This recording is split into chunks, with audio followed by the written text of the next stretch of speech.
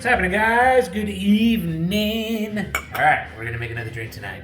I'm excited about this drink. This is one I came up with 2 years ago, and I did it in honor of my childhood friend's mother, who was going through an illness and ended up passing away. And so he had asked me to make a drink in honor of her, and I wanted to find out a lot about what she enjoyed and color palettes and taste palettes and her hobbies and all that kind of stuff. And so I came up with this drink based on that information and what I knew of her as from my youth. And so she enjoyed camping in the mountains up in the Sierras and the smell of the pine trees up there. She enjoyed camping on the ocean.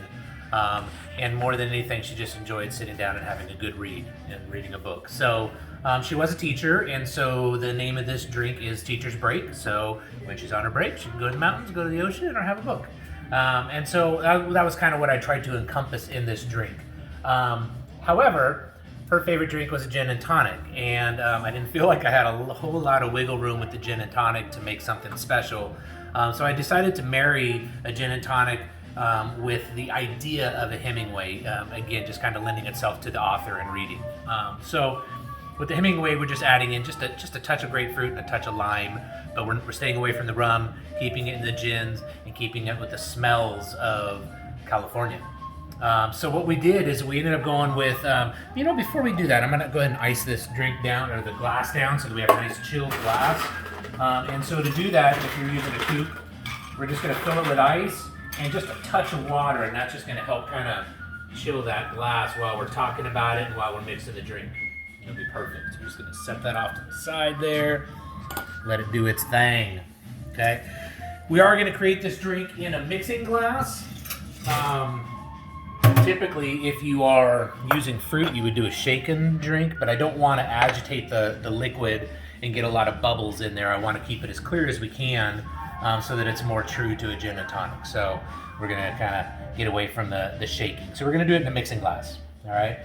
So we are gonna use this St. George Terroir Gin, which I think is just basically saying that it is territorial of California, of the area. So when you're reading the back, and you could smell it when you open it up, you could smell all these amazing things in there.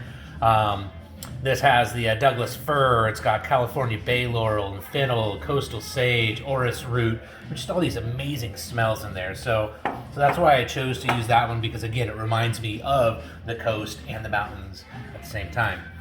In addition to that, we went ahead and used this Zirbenz stone pie liqueurs of the Alps. It's a little bit sweet, but it also has some of that pine flavor to it. And then some grapefruit. That's it. I mean, it's pretty simple. The Zirbenz is a little bit challenging to find.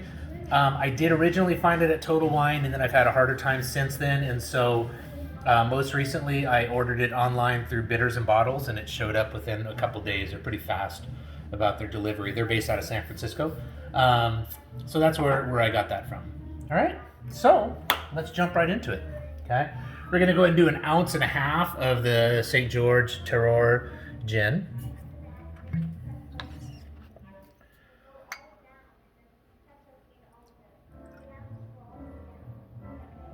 Go. 1.5 ounces of that, and we're going to go 1 ounce of the Zirbenz.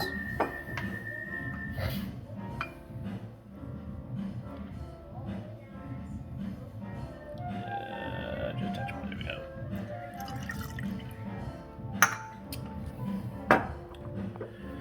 All right, and we're going to go 2 dashes of grapefruit bitters.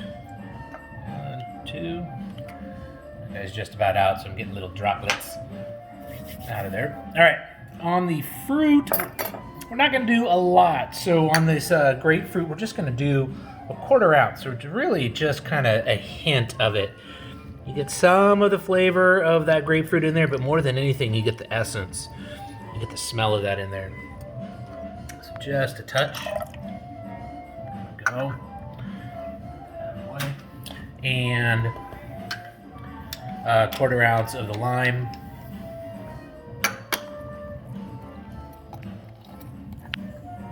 Again, not too much. There we go. right. And again, we're just going to give this thing a good stir over ice. We're not going to shake it up. So we're probably going to stir it for about 50 seconds or so, just to give a nice chill to it. There we go.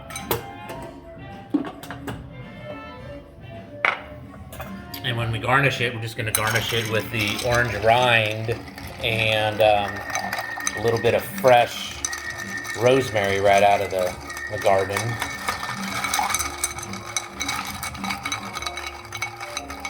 So my friend's mother, we called her Mama Dunsweiler, she also did all of our children's readings in church when I was a kid. And so those are my fondest memories, of just sitting down there in the front of the church and listening to her read to us.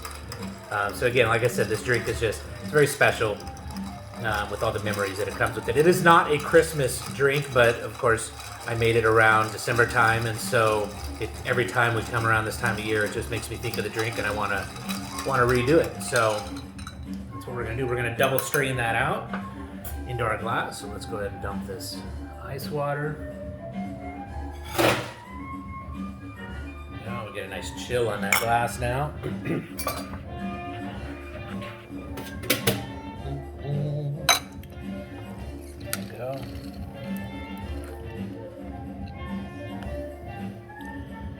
You see, we maintained a pretty good clarity in that liquid, which is what we wanted to do. So we're kind of getting all of the sediment and the pulp out.